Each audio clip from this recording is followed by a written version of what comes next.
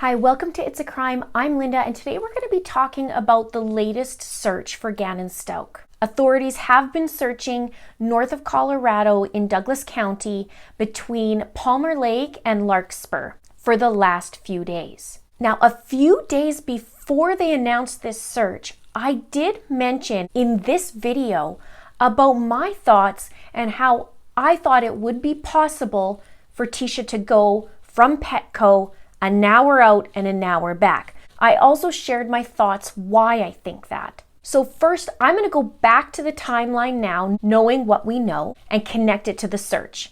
And I'll give you my thoughts. Sound good? So on Monday morning, January 27th at 10:15 a.m., Gannon isn't in school due to a reported stomach ache, as reported by Tecia. Tecia gets into the truck with Gannon. The neighbor, Roderick Drayton, catches this on his surveillance video and also reports in an interview that Gannon looks sluggish, almost drugged was his words. Now, at this point, according to Tecia, he had cut his foot on the Saturday night from her newest statement.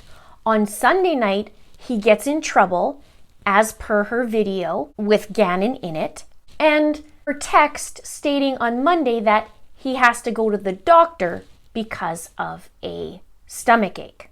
So at 10:15, they hop in the truck, and about 4 minutes later, they leave the driveway and drive a half an hour away to Petco at North Nevada. Ironically, there's also an Xfinity store right in the same complex as where Petco is, which is the type of surveillance that Roderick, the neighbor, had. I thought that was kind of interesting.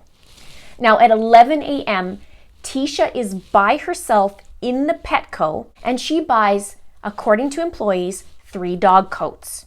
She's reported to keep checking back and forth from the window, and employees reported that she was acting odd. Now, I wonder when it comes to the 3 dog coats, because she has 2 dogs, I wonder if the sizes match what she bought for the dogs. I also wonder what type of dog coats are they? Were they more functional, or were they more like the frou-frou, funny kind of fancy stuff for the dogs? I don't have dogs, so I'm also curious as to, is it a harness or is it just, to keep warm? So I went to Petco's website and I saw something like this. And again, I don't know what she bought that day, but I was curious if there were dog coats that had harnesses, so I went to Petco to check it out.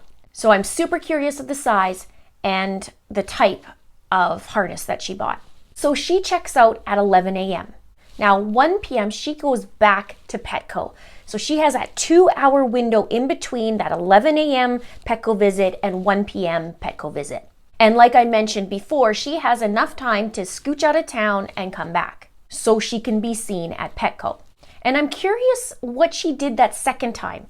Did she return items? Did she purchase something else? Did she come back and just look around so that she could be shown on camera? What did she do? And could this dog coat that she bought, could that have fit a human body? Could that have been used on a human body? All these questions I'm thinking about. Okay, now for the search. Authorities are searching Douglas County, like I mentioned, between Palmer Lake and Larskpur. So I dug in some more. Now, these are the 2 areas I looked at. I looked at Palmer Lake, and then I went north to see what else would be there, where it led to, and there was something called Raspberry Butte. But I did read they were searching just off Highway 105. Now, if you know the exact location, can you help me out and put it in the comments below?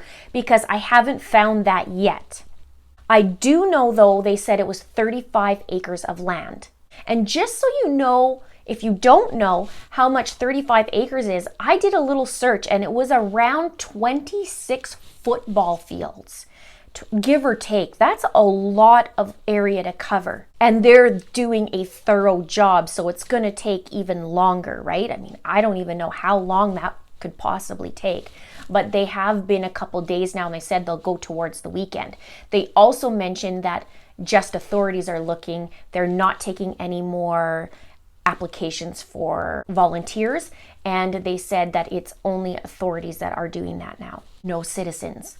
And according to Jackie Kirby from the sheriff's office, she said it's all kinds of terrain. Treed areas, very rough terrain, she said. And she said also ravines that can only be accessed by rope. So when I did my search as to how long it takes, from Petco to Palmer Lake, it takes around 24 minutes via the I-25, according to my Google Maps. And I did that in the morning. I think it was 10:30 yesterday that I was researching how long it took. Now from Petco to Raspberry Butte is about 36 minutes via the I-25 and 48 minutes via the alternate route. So when I looked at Palmer Lake, I was kind of looking at, I don't feel like she would put him in water at all. I feel that's too obvious for her. Somebody would find him that way. She wouldn't want that. This girl's a hider. Towards the end of this video, I'll talk more about why I think that she's so much of a hider. I mean, you could be nodding your head already, yes, but I will share my thoughts with you. And she hides everything. She's far too devious and manipulative to just be putting him in water, in my opinion. So I looked at the furthest point. I wanted to look in and around this Raspberry Butte. I've never been there. I just kind of looked and thought, what is that, right? So if it took around 45 minutes to get there, she would get there in and around 11:45, right? 11 a.m. she checks out. She leaves Petco. She would drive about 11:45. The furthest if she took the slower route. So she would have to leave by 12:15 to get back to 1 p.m., right? She would leave at 11, get there at 11:45. She'd have to leave at the latest at 12:15 so she can get back by 1 p.m. if she took that alternate route. So she has 30 minutes to do something, right? And from when I was looking there, if she only had 30 minutes, that means she only has 15 minutes in wherever she's going, if it's a wooded area or whatnot, and 15 to come back. Doesn't give her a lot of time, but maybe enough. So my question is there enough time to bury someone? I don't know what the weather was like. I tried looking back, and I think the furthest back it went January 31st, and it said it's just above freezing. So I don't know, because I know it was right before all the snowstorms happened. But the higher up elevation you go, the colder it gets too. So I don't know if that's a possibility. But I just find it weird about the Petco coats. Unless she just wanted to buy something, why don't she just buy some food? Why is it put pet coats, right? Could be nothing, could be something. When Jackie Kirby was talking about the ravines and the rope, I just kind of thought, I wonder if there's harnesses on that, or if, he needed to be dragged. And maybe about him being drugged is an accurate description, because how many 11-year-olds have you known when they run to outrun an adult? Oftentimes these little kids are super fast, right? Even 5-year-olds can outrun an adult. It's crazy. So he's 11, he would be able to run, and maybe he'd be running faster. So maybe he had to be slow that day. And he would have to be in a lot of pain for him not to run, right? So now she returns to Petco by 1 p.m. Woo! Let's get that on camera again, right? So she has an alibi. Did she have the same behavior? Was she better or was she worse? Was her clothes dirty? Was she muddy? Was her shoes muddy? These are all questions I'm thinking about. Did she return something? Did she just say, oh, I think I forgot something and wanted to look again? Did she buy something? Now it takes another half an hour for her to get home, right? She leaves 1:15 maybe, we don't know. We just know she's in Petco by 1, and she's home by 2:15 p.m. Except Gannon's not with her. And people are saying, yeah, but there could be a shadow. And then Tecia decides to write a statement saying, there is a shadow, there is somebody there, blah, blah, blah. The only thing is, if there was, and they gathered information, why did Al say she lied? And why did police officers say, this is the break we needed, right? So I wonder, after she got home at 2:15, did she go somewhere after that? Did she make some phone calls? What phone calls did she make? And then I'm thinking about Gannon and how he has a phone. Well, did he text his mom on Saturday night that he cut his foot, or his dad? Did Al talk to Gannon daily, or both of his children, while he was gone away? Back to his mom, because she said she talks to him every day. Did he mention the sore foot? Did he mention he got in trouble on the Sunday night, as we saw in the video? And also, did he let Landon know or Al know that he had a stomach ache? Now, if Tecia took a selfie that morning, as she states, and she took a selfie with Gannon and sent to Al, did she also tell Al that he has a stomach ache and that she was taking him to the doctors, as she stated in her text? Now, let's talk a little bit more about Tecia and my thoughts. Did Tecia have help? There's mention about a man. She even mentions it in a statement now. She said he was a runaway, but all of a sudden now she mentions something about a plan to come take Gannon or somebody picking him up in a vehicle.